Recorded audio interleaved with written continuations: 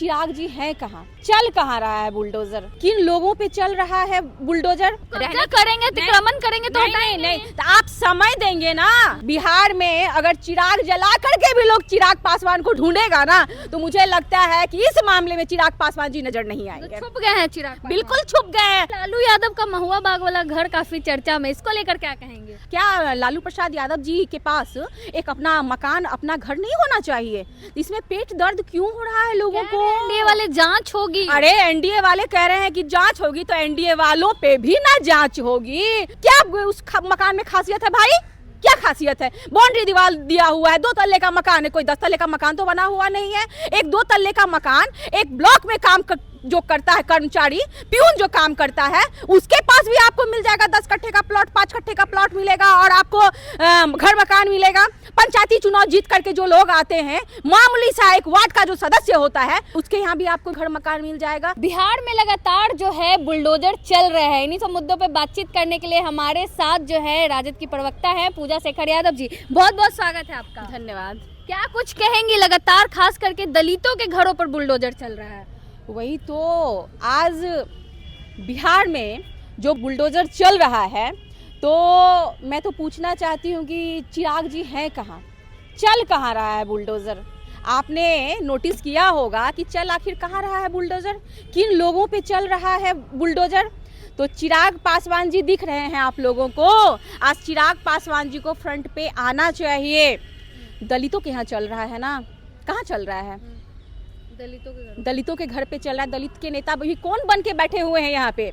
बिहार में जो कह रहे हैं, सीना चीर के दिखा रहे हैं कि मेरे अंदर में जो हमारे समुदाय के लोग हैं भाई, तो वो कह रहे हैं कि हम इनका ठेका लेकर के बैठे हुए हैं। तो चिराग जी इनका ठेका लेकर के बैठे हुए हैं ना। सेना बनाने की भी बात नहीं, हाँ, दलित सेना बनाने की बात कर रहे हैं, चाहे जो भी हो। तो वो तो कहते हैं कि भाई हम दलितों के नेता हैं। तो आज चिराग पासवान जी को फ्रंट पे आना चाहिए ना। चिराग पासवान को दिखना चाहिए। आखिर बिना नोटिस के आप घर तोड़ रहे हैं और इतने कड़ाके की ठंड है अभी बिहार में। आप बताइए कि जिस घर को तोड़ा जा रहा है, उस घर में जवान बेटियां हैं, बहुएं हैं, बच्चे हैं, माँ है, बुजुर्ग माँ बाप है उस घर में, और वो कहाँ जाएंगे? कहाँ अपना बसेरा फिर से वो बनाएंगे? रहने के लिए क्या उनको कोई घर दे रहा है, मकान दे रही है ये सरकार? तो कब्जा करेंगे, अतिक्रमण करेंगे तो नहीं, तो आप समय देंगे ना।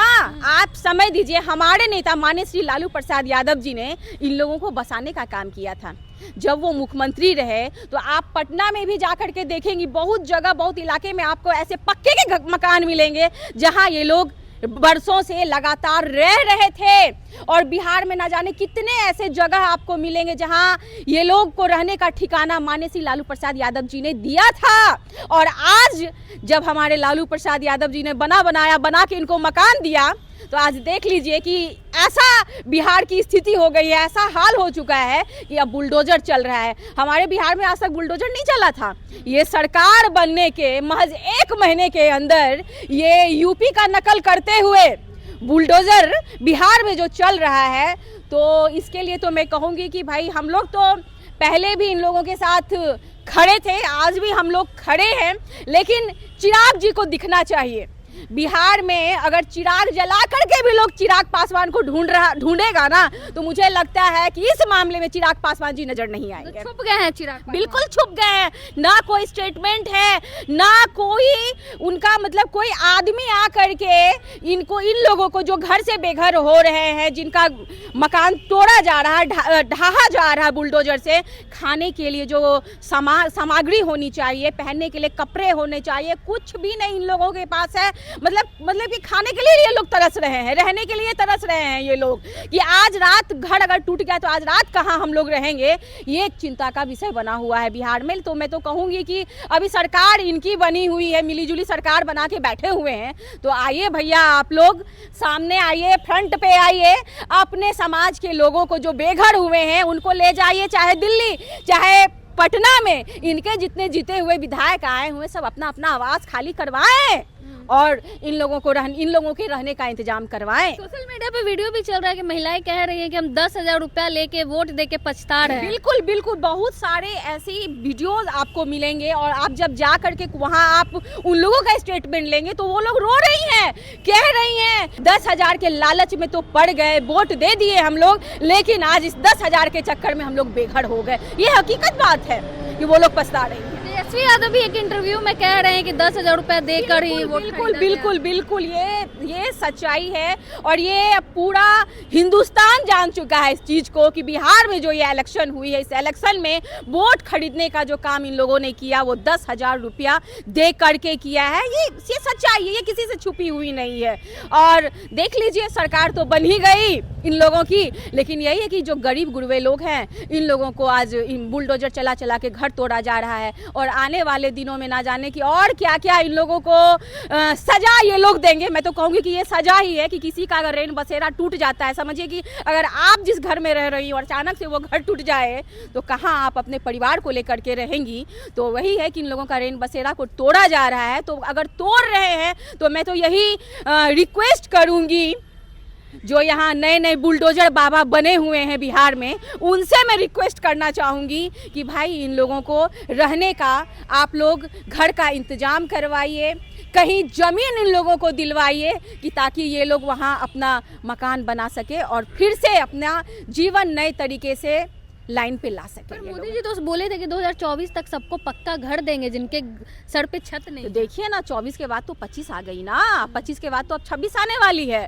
तो अब जिनके ऊपर झोपड़ी थी वो तो ये लोग बुलडोजर से तोड़ रहे हैं, जिनका बसाया मकान था उसको तोड़ रहे हैं। तो ये लोग पक्के का मकान क्या देंगे? अभी तो रहने के लिए एक टेंट डाल दें तो यही बहुत बड़ी बात होगी। अच्छा, लालू यादव का महुआ बाग वाला घर काफी चर्चा में, इसको लेकर क्या कहेंगे? अच्छा, एक बात बताइए कि बिहार में ऐसे कौन व्यक्ति होंगे जिनका अपना घर मकान नहीं होगा, चाहे 1 कट्ठा ज़मीन नहीं होगा, आधा कट्ठा ज़मीन नहीं होगा। एक मुखिया जो चुनाव लड़ करके आता है तो आप देखते हैं कि उस 5 साल के अंदर उसके पास कितनी संपत्ति हो जाती है, कितना बड़ा मकान हो जाता है। टूटे फूटे मकान से वो निकलते हैं और 3 तल्ला 4 तल्ला का वो मकान ठोक लेते हैं। गाड़ियाँ जो साइकिल पे वो लोग चढ़ते थे, बाइक पे चढ़ते थे, उनके पास देख लीजिए कितनी बड़ी बड़ी घर में गाड़ियाँ रखे हुए हैं। और लालू प्रसाद यादव जी तो 2 बार मुख्यमंत्री रहे ना, उनके दोनों बेटे मंत्री रहे। और इन लोगों का जितना वेतन रहा है, इस वेतन से तो ना जाने की कितने ज़मीन खरीदे जा सकते हैं। एक नॉर्मल व्यक्ति जो नौकरी करता है उसका जो वेतन होता है उससे वो 1 2 3 4 5 कट्ठे ज़मीन खरीद करके घर मकान बना लेता है। तो इनका तो अच्छा वेतन रहा है और अभी भी इन लोगों को जो मिल रहा है।